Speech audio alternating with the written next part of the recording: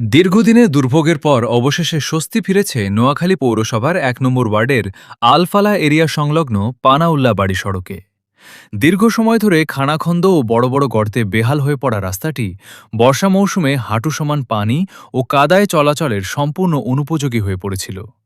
এতে এলাকাবাসী, শিক্ষার্থী ও পথচারীদের সীমাহীন দুর্ভোগ পোহাতে হচ্ছিল। স্থানীয়দের অভিযোগ, বছরের পর বছর ধরে সড়কটির সংস্কার না হওয়ায় প্রতিদিনই দুর্ভোগের শিকার হচ্ছিলেন তারা। বিশেষ করে বর্ষাকালে কাদা ও জলাবদ্ধতার কারণে স্কুল, কলেজ ও মাদ্রাসার শিক্ষার্থীদের চলাচল মারাত্মকভাবে ব্যাহত হতো। এমনকি আত্মীয় স্বজনরাও বর্ষার সময় এলাকায় আসতে অনীহা প্রকাশ করতেন। এমন পরিস্থিতির কথা নোয়াখালী পৌরসভার সম্ভাব্য মেয়র প্রার্থী আলহাজ মোহাম্মদ হারুন ও রশিদের নজরে এলে তিনি দ্রুত ঘটনাস্থল পরিদর্শন করেন। পরে তাৎক্ষণিক উদ্যোগ নিয়ে ইটের কংক্রিট ফেলে সড়কটি চলাচলের উপযোগী করে দেন। এলাকাবাসী জানান, দীর্ঘদিন ধরে এই রাস্তাটি আমাদের ভোগান্তির কারণ ছিল। বিষয়টি হারুন ও রশিদকে জানানো মাত্র তিনি দ্রুত ঘটনাস্থলে এসে সমস্যার বাস্তবতা দেখেন এবং সঙ্গে সঙ্গে ইটের কংক্রিট দিয়ে চলাচলের ব্যবস্থা করে দেন। এতে আমাদের দীর্ঘদিনের কষ্ট অনেকটাই লাঘব হয়েছে। এজন্য আমরা তার প্রতি আন্তরিক কৃতজ্ঞতা প্রকাশ করছি। স্থানীয়দের আশা, ভবিষ্যতে রাস্তাটি স্থায়ীভাবে সিসি ঢালাইয়ের মাধ্যমে সংস্কার করা হলে এলাকার মানুষের দীর্ঘদিনের দুর্ভোগের স্থায়ী অবসান হবে। খুব দুর্ভোগ পাইতেছি আমরা এই রাস্তা নিয়ে। অনেক লোকের চলাচলের রাস্তাটা দীর্ঘদিন যাবাত আমরা কষ্ট করতেছি এই রাস্তা দিয়ে।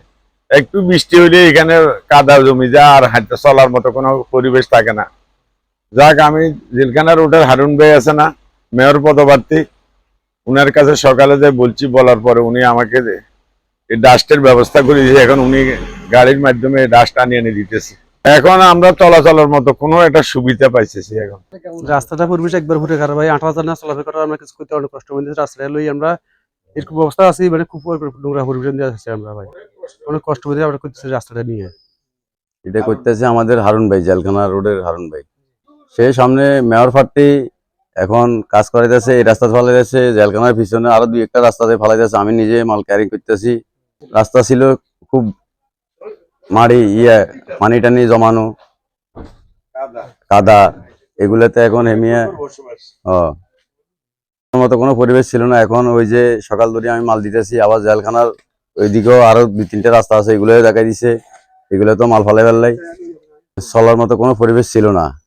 রাস্তাটার অবস্থা খুবই করুণ ছিল। আমি দীর্ঘ ৪-৫ বছর ধরে দেখতেছি রাস্তা দিয়ে যাওয়ার সময় হাঁটু পরিমাণ পানি হয় এবং কি চলার পথে অনেক সমস্যা হয়। ছোট ছোট বাচ্চারা স্কুলে যায়, মাদ্রাসায় যায়, ওরা আসতে অনেক সমস্যা হয়, ভিজে যায়, পড়ে যায়।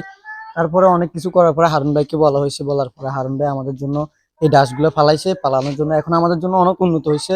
তারপরে যাক, আগের থেকেও ভালো হয়েছে, এখন মোটামুটি চলার মতো অবস্থা হয়েছে, পরিবেশ হয়েছে। কিন্তু আমরা চাই যেন এটা যেন এখান থেকে একবার ওই পর্যন্ত আমাদের এগুলো সোলিং করে দিলে ভালো হয় আর কি। যদি হারুন ভাই যদি মানে মেয়র পদপ্রার্থী উনি নির্বাচিত হয়, হয়তো বা করতে পারে। উনি অনেক ভালো একজন মানুষ, ওনাকে বলার পরে ওনারা দিছে এগুলা। কিন্তু আলহামদুলিল্লাহ, এই যে দেখেন এখন আমরা অনেক ভালো পরিবেশে আছি।